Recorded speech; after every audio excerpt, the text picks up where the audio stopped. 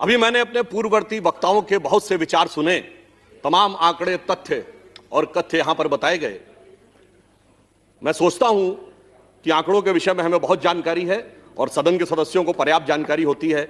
मैं इस आय व्यय के अभिलेख यानी बजट का कुछ मंतव्य और सरकार का इसमें क्या गंतव्य है, इसे मैं द्रष्टव्य करने का प्रयास करता हूं। सबसे पहले जब कपिल सिब्बल जी ने शुरू किया था तो उन्होंने कहा था कॉन्टेक्स्ट एंड बैकग्राउंड, यानी संदर्भ और पृष्ठभूमि। कोई चीज कैसे शुरू हुई उसकी पृष्ठभूमि देखनी चाहिए। तो इस संदर्भ में मैं सबसे पहले कोट करना चाहूंगा कि 2004 में जब चिदंबरम जी ने यूपीए सरकार का पहला बजट दिया था तो उन्होंने एक शब्द बोला था जो उनके बजट भाषण में है, quote, the economic fundamentals are strong and the balance of payment is robust. यानी हमने वह पृष्ठभूमि छोड़ी थी जिसमें वो कह रहे थे कि इकोनॉमी मजबूत थी। दूसरा मैं उदाहरण देना चाहूंगा, श्री अरुण जेटली जी ने 2014 के बजट में जो कहा था, the 2 successive years of sub 5% growth has resulted in the challenging situation coupled with the double-digit food inflation to be lowered. यह पृष्ठभूमि और यह संदर्भ था जब हम छोड़ते हैं और यह पृष्ठभूमि व संदर्भ जब आप छोड़ते हैं। बहुत से हमारे सदस्यों ने कोविड की बीमारी का उल्लेख किया तो हमारे प्रतिपक्ष के सदस्यों ने कहा कि साहब, कोविड से पहले भी तो अर्थव्यवस्था बड़ी अच्छी स्थिति में नहीं थी और उसका मूल कारण मोदी सरकार की नीतियां थी उनके अनुसार। तो मैं इस विषय में कोट करना चाहता हूं कि आईएमएफ की डायरेक्टर हैं क्रिस्टेलिना जॉर्जीवा। उन्होंने अपनी जो पहली स्पीच दी in the month of October 2019 which was based on the assessment of IMF in July 2019, क्या बोला उन्होंने? The global economy is now in a synchronised slow down. Then she added in her speech that the deceleration will cause the global growth to slide down at the lowest since the start of the decade. She blamed the slowdown on the range of issues, but clubbing them under one common theme, that is the fracture, trade disputes taking a toll, and the global trade comes to the near standstill. यानी उन्होंने कहा कि 10 साल में सबसे खराब स्थिति में विश्व की अर्थव्यवस्था सिंक्रोनाइज्ड स्लो डाउन में थी। सभापति महोदय, जो रेंज ऑफ उन्होंने इश्यूज बताए उसमें मोदी सरकार का इशू कहीं नहीं था। इसलिए मैं कहना चाहता हूं कि जब हम वैश्विक धरातल पर देखते हैं तो कुछ हकीकत को भी देखने का प्रयास करें। इस बजट के बारे में बहुत सी बातें कही गई कि 1991 के बजट से तुलना करने का प्रयास किया गया। 1991 और आज के में एक भारी अंतर है। जैसा मैंने अभी आईएमएफ का कोट किया, हम लोग सुनते हैं ना दैविक भौतिक तापा, तो ये तो दैविक ताप था और 1991 भौतिक था। वो मैन मेड था, ये गॉड डिस्पोज्ड है। कैसे? देखिए, जब 1991 में हमारा बैलेंस ऑफ पेमेंट 1 बिलियन के भी नीचे रह गया था तो ऐसा नहीं कि 4 महीने की चंद्रशेखर जी की सरकार या 11 महीने की वीपी सिंह जी की सरकार में आ गया था। 1 दशक तक स्वर्गीय इंदिरा जी की 2/3 बहुमत की सरकार 80 से 85, फिर स्वर्गीय राजीव गांधी जी की 80 से 89 की सरकार रही थी। और 1980 में स्थिति क्या थी मैं बताना चाहता हूं। भारत का जो फॉरेन एक्सचेंज रिजर्व था वो $7 बिलियन था और चाइना का 2.55। कहां खड़ा था चाइना 80 में और कहां खड़े थे हम, और फिर कहां खड़ा हो गया वो और कहां खड़े हो गए हम। आप ये समझिए कि जब फॉरेन एक्सचेंज रिजर्व $1 बिलियन रह गया था, उससे कम, वो 100 कब हुआ था? 2004 में अटल जी की सरकार में, और 500 कब हुआ? मोदी जी की सरकार में। यह अंतर है कि हमने किस रूप में किस प्रकार से आगे बढ़ाया।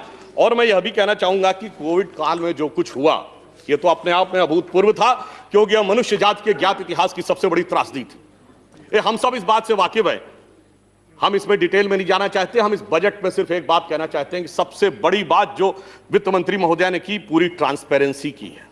इसीलिए 9.5% का फिस्कल डेफिसिट दिखाई पड़ रहा है। हमने वो कार्य नहीं करने का प्रयास किया कि पूर्ववर्ती समय में 1,40,000 करोड़ के ऑयल बॉन्ड से जो भारत सरकार को पे करने थे, परंतु वह ऑयल कंपनीज के खाते में दिखाए गए और उस कारण से फिस्कल डेफिसिट कम रहा। मगर एक हिम्मत दिखाई है, मैं कहना चाहूंगा, निर्मला जी ने यथा नाम तथा गुणा के अनुसार निर्मलता के साथ पारदर्शी बजट दिया। दूसरी बात, अब आप समझिए, जब कोविड आया तो सबसे बड़ी प्रॉब्लम क्या थी? स्वास्थ्य। और जैसा कि हमारे साथ के वक्ताओं ने बताया, प्रिवेंटिव, क्यूरेटिव और वेलनेस सबका, तो स्वास्थ्य पर सर्वाधिक ध्यान दिया जाना था। स्वाभाविक रूप से यहां पर जो स्वास्थ्य में बढ़ोतरी हुई, तमाम वक्ता बता चुके हैं 137% की हुई। परंतु मैं ये कहना चाहूंगा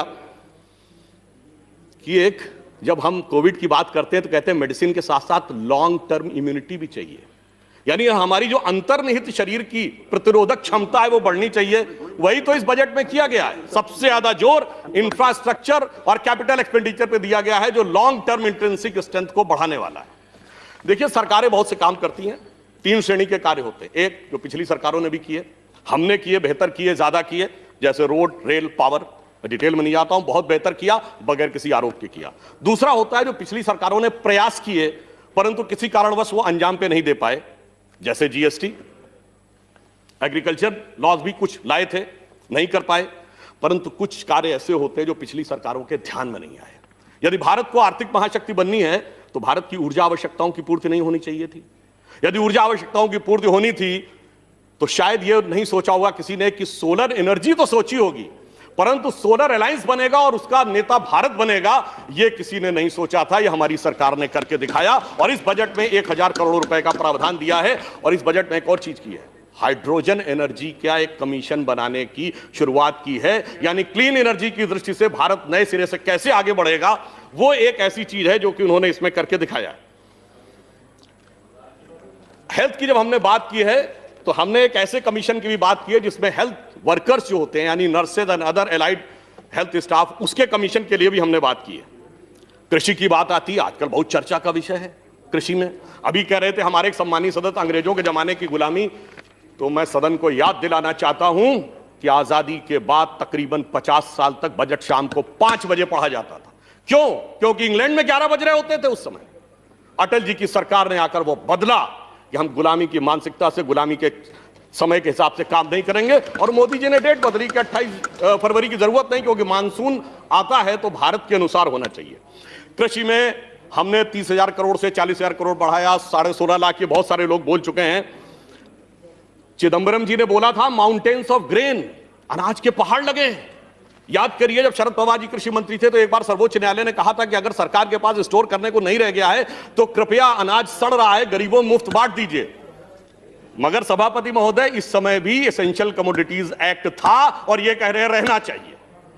यानी एक तरफ कहते हैं हरित क्रांति लाकर हमने अब सारी चीजों से मुक्ति पा दी, उसके बावजूद इतना हमारे पास है कि माउंटेन्स ऑफ ग्रेन है, फिर भी होना चाहिए। कोई बात नहीं। अब एक पक्ष की तरफ मैं कृषि में ध्यान दिलाना चाहता हूं। WTO 2013 तक WTO ने जिस प्रकार का शिकंजा हमारे ऊपर कसना शुरू किया था और उसका यह दबाव था कि 2017 तक बहुत सी चीजें मान लें तो शायद हम कृषि में वो आज सब्सिडी देने की स्थिति में नहीं होते। इस संदर्भ में मैं वर्तमान वित्त मंत्री और तत्कालीन trade and commerce minister Nirmala ji का एक बयान जो इसी सदन में दिया गया, उसको कोट करना चाहूंगा। जब विपक्ष के श्री केसी त्यागी जी ने पूछा था तो कोट कर रहा हूं, passionately answer Shri K C Tyagi that we don't allow our farmer prices और agriculture production to determine by somebody else outside.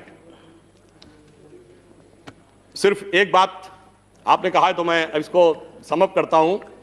अरे भाई, हम तो WTO में जाकर वहां तक लड़े, आप तो रास्ते में जो दिल्ली की सीमा पर बैरियर खड़े थे उसको तोड़ने वालों के साथ खड़े थे। हम तो WTO का बैरियर तोड़कर किसान के साथ, सारे जहान के साथ लड़ने के लिए खड़े। और मैं ये भी कहना चाहूंगा एक बात और, उन्होंने कहा था सब रिच के लिए है, बहुत कहा जा रहा है रिच के लिए। सबसे ज्यादा एक्साइज ड्यूटी किस पे बढ़ाई गई है? प्रीशियस स्टोन्स पे 7.5% से 15%। 2.5% एग्रीकल्चर सेस अलग से लगा है, किसके लिए? प्लीज, किसान के लिए। और 2.5% एग्रीकल्चर सेस किसके लिए? सोने और चांदी के लिए। यानी मणिमाणिक को महंगा किया है और अनाज को सहज किया है।